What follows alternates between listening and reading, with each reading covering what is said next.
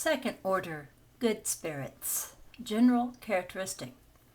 Predominance of spirit over matter. Desire of excellence. Their qualities and their power for good are proportionate to the degree at which they have arrived. Some of them possess scientific knowledge, others have acquired wisdom and charity. The more advanced among them combine knowledge with moral excellence.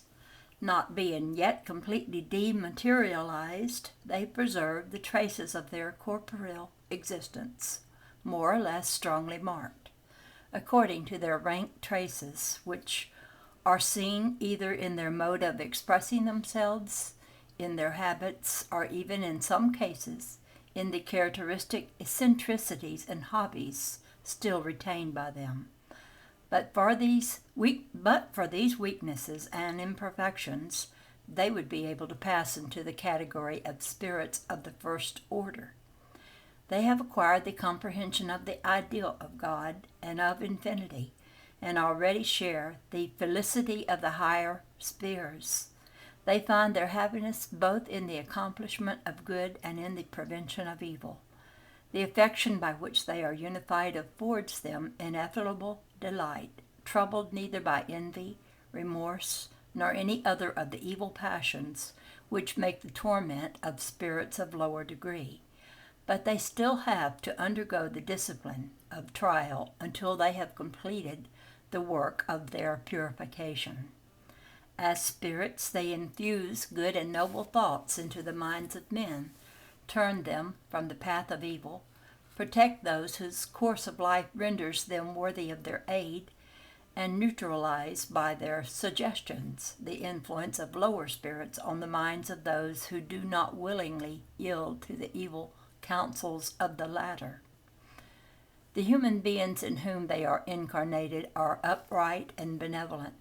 They are actuated neither by pride, selfishness, nor ambition. They feel neither hatred, rancor, envy, nor jealousy, and do good for its own sake. To this order belong the spirits commonly designated in the popular belief by the names of good genii, protecting genii, good spirits. In periods of ignorance and superstition, men have regarded them as beneficent divinities. They may be divided into 4 principal groups. Fifth class, benevolent spirits. Their dominant quality is kindness. They take pleasure in rendering service to men and in protecting them, but their knowledge is somewhat narrow. They have progressed in morality rather than in intelligence. Fourth class, learned spirits. They are specially distinguished by the extent of their knowledge. They are less interested in moral questions than in scientific investigation, for which they have a greater aptitude. But their scientific studies are always prosecuted with a view to practical utility, and they are entirely free from the base passions common to spirits of the lower degrees of advancement. Third class, wise spirits. The most elevated moral quality from their distinctive characteristics. The most elevated moral qualities form their distinctive characteristics. Without having arrived at the possession of unlimited knowledge, they have reached a development of intellectual capacity that enables them to judge correctly of men and of things. Second class, high spirits. They unite in a very high degree scientific knowledge, wisdom, and goodness. Their language, inspired only by the purest benevolence, is always noble and elevated, often sublime. Their superiority renders them more apt than any others to impart to us just and true ideas in relation to the incorporeal world, within the limits of the knowledge permitted to mankind. They willingly enter into communication with those who seek for truth in simplicity and sincerity, and who are sufficiently freed from the bonds of materiality to be capable of understanding it. But they turn from those whose inquiries are prompted only by curiosity, or who are drawn away from the path of rectitude by the attraction of materiality. When, under exceptional circumstances, they incarnate themselves in this earth, it is always for the accomplishment of a mission of progress, and they thus show us the highest type of perfection to which we can aspire in the present world. First order, pure spirits, general characteristics. The influence of matter, null, a superiority, both intellectual and moral, so absolute as to constitute what, in comparison with the spirits of all the other orders, may be termed perfection. First and only class. They have passed up through every degree of the scale of progress and have freed themselves from all the impurities of materiality. Having attained the sum of perfection of which created beings are susceptible, they have no longer to undergo either trials or expiations. Being no longer subject to reincarnation in perishable bodies, they enter on the life of eternity in the immediate presence of God. They are in the enjoyment of a beatitude which is unalterable, because they are no longer subject to the wants of vicissitudes of material life. But this beatitude is not the monotonous idleness of perpetual contemplation. They are the messengers and ministers of God, the executors of his orders in the maintenance of universal harmony. They exercise a sovereign command over all spirits inferior to themselves, aid them in accomplishing the work of their purification, and assign to each of them a mission proportioned to the progress already made by them. To assist men in their distresses, to excite them to the love of good, or to the expiation of the faults which keep them back on the road to the supreme felicity, are for them congenial occupations. They are sometimes spoken of as angels, archangels, or seraphim. They can, when they choose to do so, enter into communication with men, but presumptuous indeed would be he who should pretend to have them at his orders. Progression of spirits.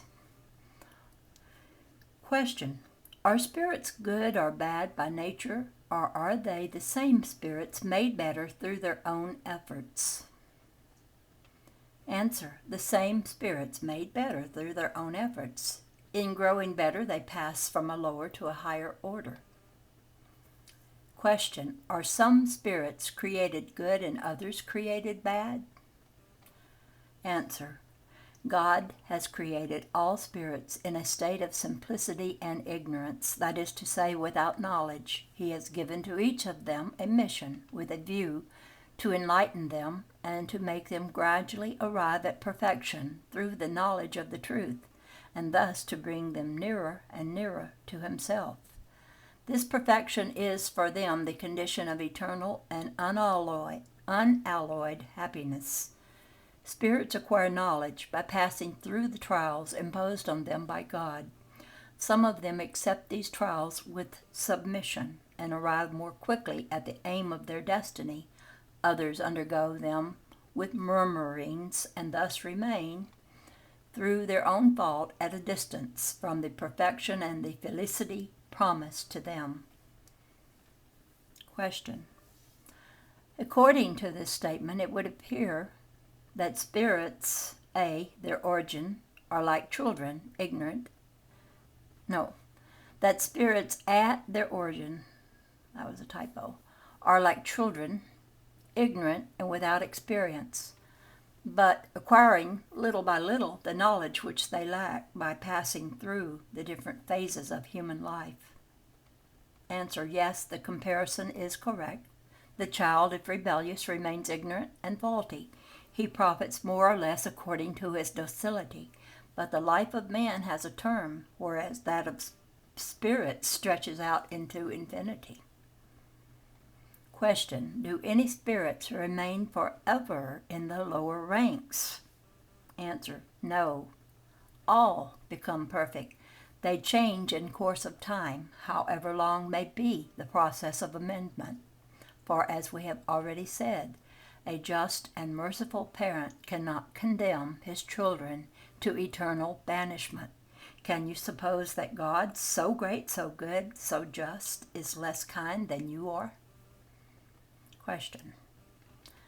Does it depend on the spirits themselves to hasten their progress toward perfection?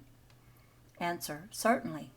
They reach the goal more or less quickly according to the strength of their desire and the degree of their submission to the will of God. Does not a docile child learn faster than one who is obstinate and idle? Question. Can spirits degenerate? Answer. No. In proportion as they advance, they understand what has retarded their progress.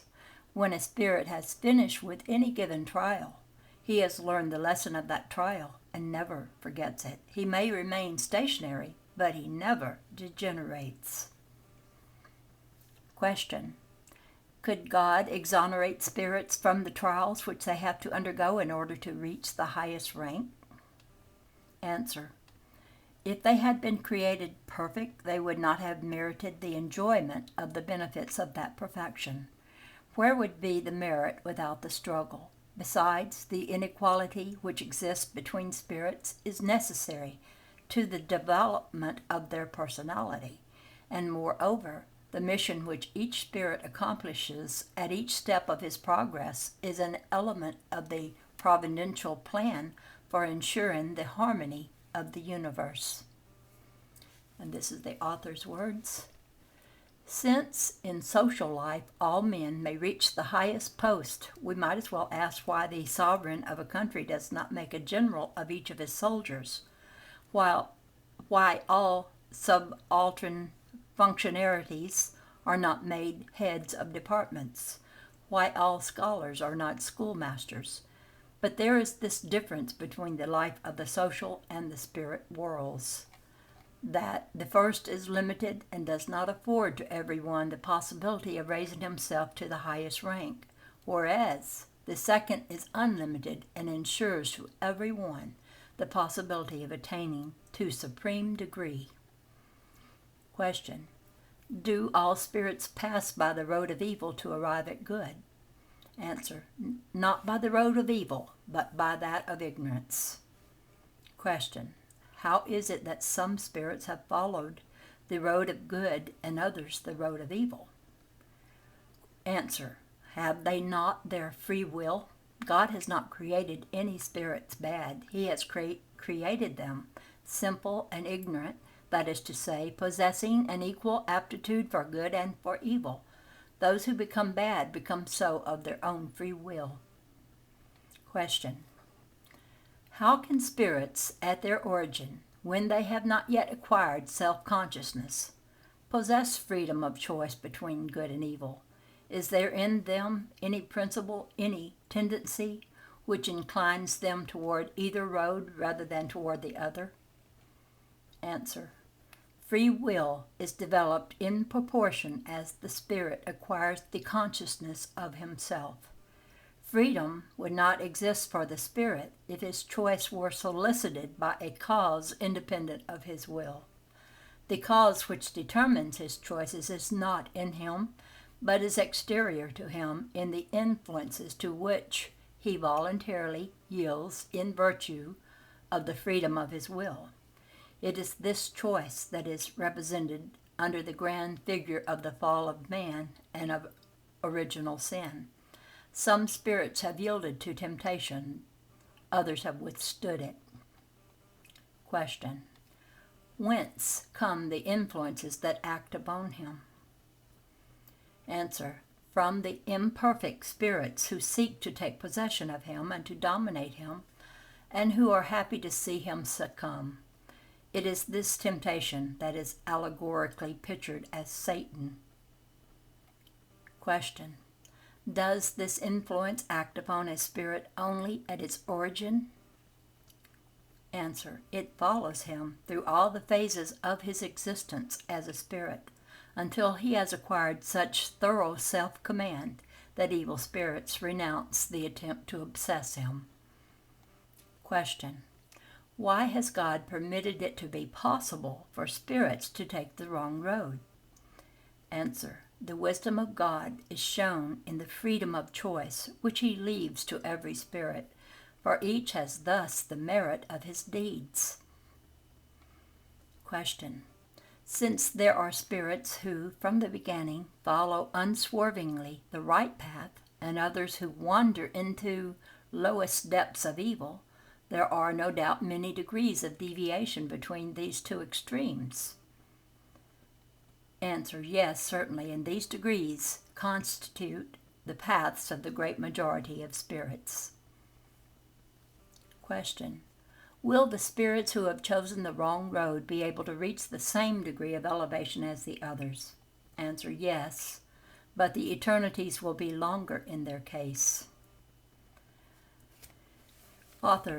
The author writes this: this expression, the eternities, must be understood as referring to the belief of spirits to inferior degree in the perpetuity